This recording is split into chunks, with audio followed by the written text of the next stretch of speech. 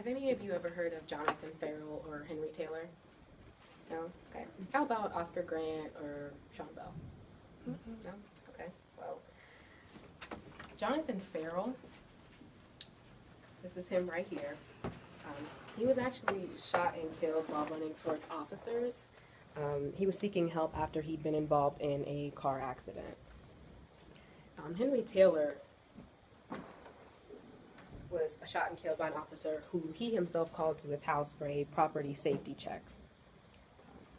Oscar Grant was fatally shot in the back while lying face down on a subway platform. And Sean Bell was hit by over 50 rounds fired into his car, killed hours before he was to be married. These people were all unjustifiably killed by law enforcement, and all of them were unharmed. None of the officers involved wore body cameras, and of course the victims couldn't speak for themselves. And the purpose of my speech today is to persuade you that law enforcement officers should be required to wear body cameras while they're on duty.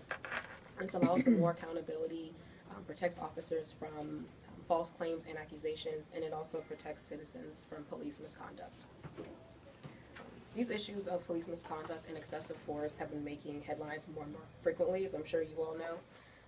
Among the victims are kids, the mentally ill, as well as the elderly.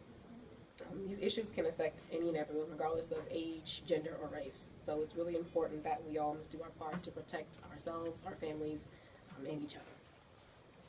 This is an issue I followed closely in the news for the last few years. So all the facts and quotes you'll hear will come from credible sources such as the Bureau of Justice and PERF, which is also known as the Police Executive Research Forum. During this speech, I'm going to discuss the many benefits as well as a few potential problems that could stem from the use of body-worn cameras. So I'll talk to you about why the technology is necessary, who the cameras would protect, and how we can make the institution of the technology a reality. And I'm convinced that by the end, you'll agree with me that law enforcement should be required to wear them. And that brings me to my first task, which is addressing the two possible issues that could arise with the use of body cameras. The biggest issue that's been voiced by police departments all over the country has been the cost. Cameras aren't cheap, and the agencies think they'll have a difficult time raising all the funds they need alone. As a solution, I would suggest the approach that the LAPD took during their pilot program of body cameras. As the Huffington Post's Anna Almendrada reported, the president of that police commission raised $500,000 from private donors. That was enough to provide cameras for 1,500 police officers. And some people may say, well, still, $500,000 is a lot of money. But when you compare it to the fact that the LAPD spent $24 million in 2011 alone on settlements, that a couple million doesn't seem like much. Another possible solution is federal grants. Actually, just earlier this week, President Obama announced an executive order that, among other things, would include $75 million to help cover the cost of 50,000 body cameras for police officers. So I'm convinced that the combination of federal grant money as well as private fundraising would leave individual departments with a very feasible amount of money to raise on their own. The other issue of body cameras was privacy. Specifically, who would have access to the videos and how long the footage would be kept and stored. I think the answer to this issue is simple.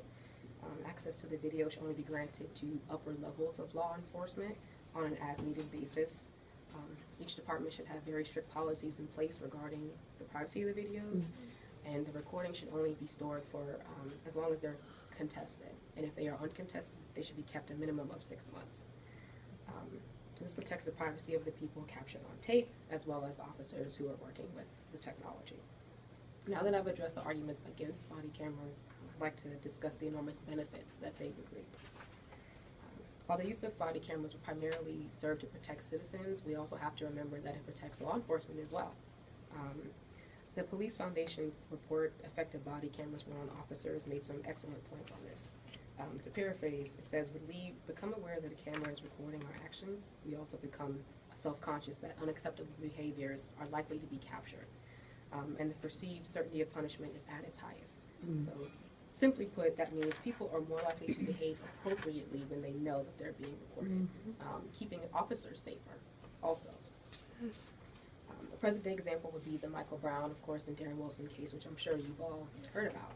The eyewitness testimony was very conflicting in that investigation, and it turned into a he said, she said type of situation.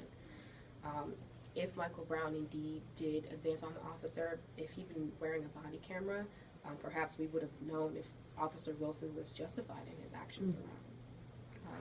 Now that I've discussed how body cameras protect officers, I'd like to share with you how the technology would protect us as citizens. They would show the actions taken during police and civilian interactions, and that allows for more accountability and transparency. And it would show the chain of events from another perspective and provide that evidence that so often is missing. Citing a study done in Rialto, California, they instituted a pilot program of body cameras for their whole department, and they found that the use of officer force dropped by 66%. Also, according to the Bureau of Justice, thousands of claims are made against officers every single year. During a study, they found that only 8% of those claims had sufficient evidence to justify disciplinary action for the officer. So in other words, a lot of the cases get thrown out because they just have no proof. Anyone harassed or harmed should be able to have the evidence they need to prove their case, which the body cameras would of course provide. So the use of body cameras greatly benefits everyone. The police, who have the duty to uphold the law, as well as citizens they encounter every day. This holds the officers accountable for their actions. The wearable technology helps police departments as a whole, not just individual officers, because it saves time and money in them having to investigate these false claims or real claims. The pilot programs that they've done so far have been extremely successful, reducing the amount of complaints against officers and the use of force by officers. Following these successes, the largest police department in our country, the NYPD, rolled out a pilot program, and our own Washington, D.C. actually rolled out a small program this year. So while the cameras may be somewhat costly initially long-term, those savings outweigh the costs. So in closing, there have been questions of whether or not the riots and the media frenzy would have taken place if Darren Wilson had worn a camera. I myself wonder if Michael Brown, Jonathan Ferrell, Henry Taylor, and Oscar Grant would have been gunned down at all. But we'll never know, and we can't change what's already happened. What we can do is force the attention of lawmakers, push for an institution of body cameras, and make a real difference. Thank you. All right.